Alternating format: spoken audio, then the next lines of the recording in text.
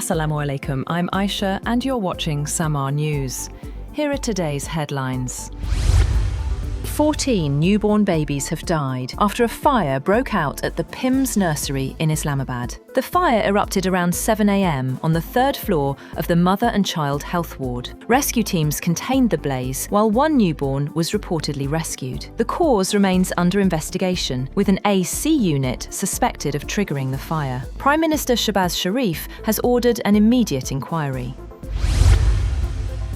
Iran and Oman have discussed establishing a joint temporary navigational corridor through the Strait of Hormuz as shipping disruptions continue amid tensions with the United States. The two countries also agreed to clear the waterway of mines. Most commercial shipping through the strategic strait, which handles about 1/5 of global oil and LNG shipments, has remained disrupted since the conflict began. Shipping risks remain high after an oil tanker was struck by an unidentified projectile near Oman on Tuesday. President Donald Trump has said that all mines in the Strait of Hormuz have now been removed or detonated. Citing the US Navy, Trump warned Iran in a social media post that any vessel attempting to lay new mines would be immediately destroyed. He also said the US Space Force was monitoring every inch of the strategic waterway and declared a zero-tolerance policy against any new mine placement.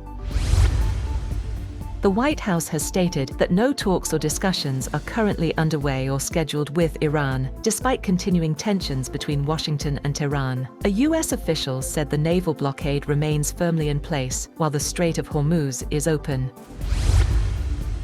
Iran's President Masoud Pezeshkian has rejected claims that the Islamabad Memorandum of Understanding with the United States amounted to capitulation. According to Iranian media, Pezeshkian said the agreement was instead based on logic and awareness. He said a majority of Iran's Supreme National Security Council accepted the MOU after considering the principles of wisdom, dignity, and expediency. His comments come as Tehran seeks to defend the agreement amid renewed tensions with Washington. Iran's top security official, Mohsen Rezaiei, has said that the United States will have no place in the future of the region. Speaking during a meeting with Iraq's top judicial official, Faiq Zidane, Rezaiei said that regional countries must decide their own future. He also stressed that Iran wanted a strong and independent Iraq, rejecting what Tehran sees as continued American influence in the region.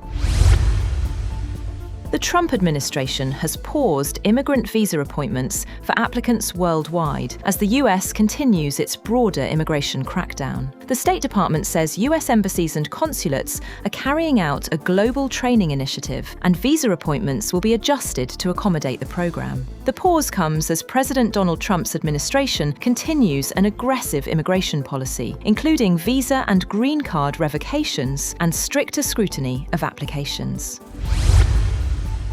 CIA Director John Ratcliffe has traveled to Moscow for unannounced talks, US media reported, in what could be his first visit to Russia since taking charge of the agency. Ratcliffe arrived Tuesday aboard a US military aircraft, according to flight tracking data. Neither Washington nor Moscow has confirmed the trip or disclosed which Russian officials he may have met. A senior Ukrainian official said Kyiv was informed ahead of the visit and asked to suspend strikes while the US delegation was in Russia. Possible topics include managing tensions, Ukraine, and the release of US detainees.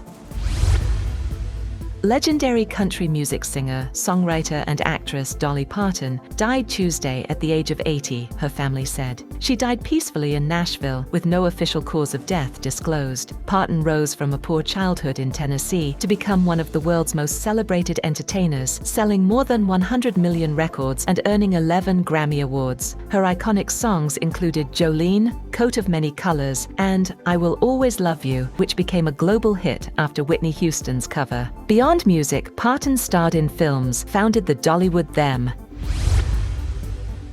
Bangladesh may consider joining the Makkah Pact, a move that could complicate its foreign relations, particularly with neighbouring India. Junior Foreign Minister Humayun Kabir said if there is a security arrangement among Islamic nations in the Middle East, it is not unusual for Dhaka to consider participating, adding that it was being viewed positively. A source in the Bangladesh Foreign Ministry said Saudi Arabia invited Dhaka to join the pact, but did not say when the invitation was made.